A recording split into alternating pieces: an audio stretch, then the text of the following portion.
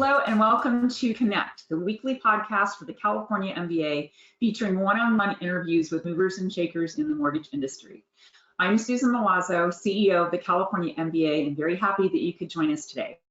Before I welcome today's guest, I'd like to thank our 2024 President's Council sponsors. Now, these are a handful of companies that provide a tremendous amount of financial support for the California MBA, in large part so that we can continue to be that strong voice for the real estate finance industry before the California State Legislature and our regulators. So please help me in thanking this year's President's Council sponsors. Those companies are AmeriHome, CMG Financial, Consolidated Analytics, Funding Shield, Guild Mortgage, and Western Alliance Bank. Thank you all so much for your support in 2024.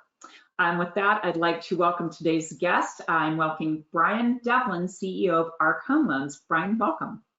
Thank you, Susan. Thanks for having me. I'm happy that you guys are a part of the California MBA and that you could be on our show. I always like to get started with a little background. So why don't you give us some info on how you got into the mortgage business? Sure. Yes, I probably came this, kind of from the investor side up. Started working at a money manager in New York at an undergrad, working on a high-grade fixed income desk. So within that desk, we traded mortgages, TBAs, specified pools, CMOs, things of that nature. Then I eventually drifted back to the Philadelphia area and got a job with GMAC Mortgage, which was really kind of my first job at an originator, and that's where I really learned and developed within the industry. That's great. A long history in this industry for sure. We're coming off of a rough year. 2023 wasn't the best mortgage year we've had in a while. What advice would you give to companies as to how they can stay competitive in a market like this? Yeah, sure. So, it really comes down to products and pricing and the ability to adapt to these ever-changing lending landscape. As everyone knows, you need to work harder in markets like these. I think people, you can spend your day feeling sorry for yourself, complaining about rates, or you can use your time to get creative, find ways to stand out and become successful, right? Markets like this, the pie is shrinking and you need to find a way to get a bigger piece. Right. How is ARC setting themselves apart from their competitors? Sure. It really gets down to execution. As a lender, we are on the smaller side of things, but due to our parent, which is TPG Angelo Gordon, for anyone on the call that's not familiar with them, they're a leading global alternative asset management firm. This affords us, the access to the capital markets and liquidity that probably rival, any shop in our space. I think our size allows us to move quickly and to change to varying market conditions. And when you combine, that nimbleness with the strength of our ownership, it's a compelling story. The non-QM lending space has always been kind of, I've seen, kind of somewhat feast and famine, but there's always a place for it somewhere. What do you think the opportunities are for lenders in the non-QM space this year? Yeah, look, non-QM market is really the only interesting aspect of our industry right now.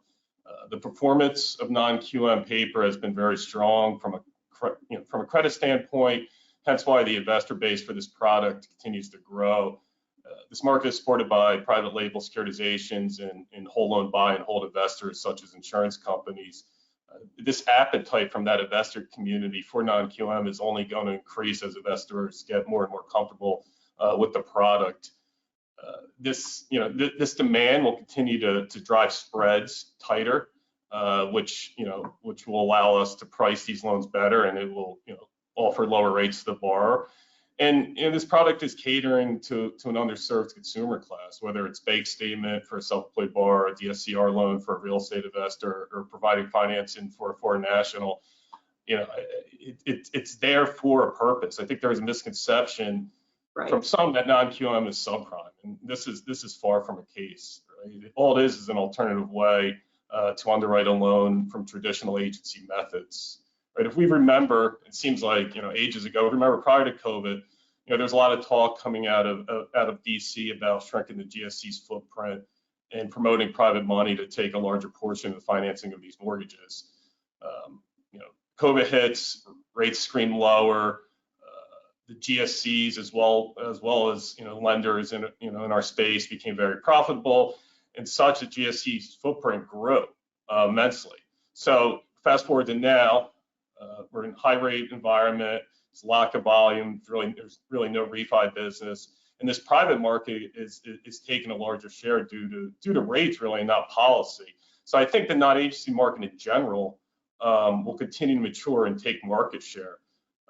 For any lender or broker that that's listening right now that has yet to kind of enter the non-QM space or is a little uncomfortable with it or just needs some education, right? There's many shops out there, such as ARC, that we have a dedicated and a very mature and educated sales and operations team that is more than qualified to help facilitate kind of a pivot to more non-agency lending. It's always an interesting product. It's the right product for the right borrower at the right time. So that's what people need to kind of, like you say, shift their mindset on what non-QM lending is some of the times. But great, sounds like there'll be some great opportunities this year for those types of products. Yeah, for sure. Yeah, I really think that 24 will continue the growth within the space. So we talked about your journey into the mortgage market. You've been in the space for a while. It's one thing to be a leader when times are good, and it's definitely another to be a leader when there are more challenging times. So can you share some advice for leaders on how to navigate a more challenging market? Yeah, I mean, you need to be pragmatic and optimistic, right? This industry is as cyclical as any out there. We're an industry very correlated to the overall economy and monetary policy. Reap the benefits when money is cheap, and we all suffer when things begin to tighten. So it's important for leadership in this industry to address this, to have a plan for how they're going to weather times like this and high rate environments, and a plan for what to do when they come out of this cycle. Right? You need to constantly be growing. I think messaging is very important. You need to speak to your team, speak to your shops about this is where we're going, this is the direction that we're in, so people have an optimistic viewpoint. I think it's easy to get kind of overshadowed by downturns of this market, and and morale starts to shrink. So you need to stress that we're going to get out of this, that it's important to stress that there's always going to be a need for residential financing. It's never going to go away. There's just going to be peaks and troughs throughout the course, and eventually we'll get back to a level of normalcy. Yeah, important to give your team that reassurance that leadership has a plan. We're going to navigate through this and get to the other side. For sure. One of the initiatives for the California MBA has been, one we're very proud of, has been our Future Leaders program. We revamped it in 23 to invite mortgage industry professionals in to be teaching the curriculum about various aspects of the mortgage market. So lots of newer entrants into the market. What advice would you give a young mortgage professional just starting their career? Yeah, first, I'd reiterate what I just said in regards to cyclicality of this industry. I would tell them that it's a rewarding career, and although the mortgage market is massive, the industry as a whole is small. Due to this, it's very important to develop and maintain relationships with others in the field. Should also always look to learn more. The best way to do this is to ask questions, whether it's internal or you ask questions externally, whether it's investors, GSEs, vendors, TPR firms, anyone that you're dealing with on a daily basis. If you have questions, I think it's the best to ask them. People enjoy helping, especially younger entrants into the space, kind of learn this industry.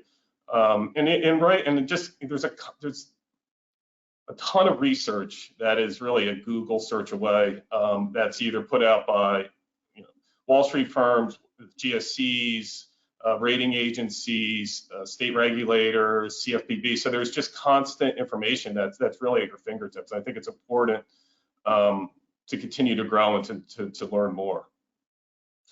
And one of the great things about this industry, and maybe other industries are like this as well, but I agree with you. I have always found even very seasoned professionals to be very willing and actually appreciate the fact that young mortgage professionals will ask them their advice on things and ask them to kind of mentor them through various things in the industry. So I think that's a great part about the mortgage industry family as a whole. Sure. And then, the other thing is when I've had, majority of my career prior to taking this role was, really my whole career was within capital markets at large originators, right? So we're constantly getting, interns in or younger individuals graduating from school or changing industries, right? And the way I've kind of taught it, and really maybe it's because it's my background, is I look at a mortgage, I start at the end, right, rather than beginning, right, rather than that initial lock or underwrite. It's going, where is that mortgage going to end up? Who's the investor, right? Because without that investor, without that capital to assume that risk, you don't have a mortgage. So it's good to kind of start there and then work your way back. And that's kind of, that's how these markets develop. That's how non-QM developed. And various other markets that don't have a Fannie or Freddie portfolio or that liquidity or G-fees or FHFA. So I think it's important to kind of teach that, and so they understand where the pricing comes from, where the risk comes from, where kind of where that note rate comes from, and where that liquidity comes from. Yeah, finding out or being aware of where the liquidity comes from would be key in this industry for sure. Know what the investors are wanting. Art Home Loan became a member of the California MBA, for which I'm very, very grateful. Thank you so much for your support to membership. Can you share with our listeners why you choose to support the California MBA? Sure. So, the mortgage industry is so tied to policies and regulators such as the CFPB that we need industry groups to have a voice for us and for our borrowers. As lenders, we don't have the resources to send individuals to Washington or Sacramento to speak with policymakers. So if we combine resources and tackle it as a whole, we have a lot more power and say. Right? MBA organizations also do a great job keeping their members informed and educated on new developments and regulations, right? And as we know, every state is different in how they regulate. So it's important to have state-specific MBAs to keep us updated and educated. Well, thank you very much for that. And sidebar note, we just scheduled our legislative day in Sacramento for April. So any of our listeners who are interested in joining us to share with our policymakers our opinions on various bills in California, you can join us here in Sacramento in April. So thank you so much, Brian, for your support, and thank you for being a guest on Connect. Thank you, Susan. And thanks to all of you for joining us today. To access any of our past episodes, you can follow us on our YouTube channel. We're also available on SoundCloud, Apple Podcasts, and Spotify. That's it for this week, and we'll see you next time on Connect.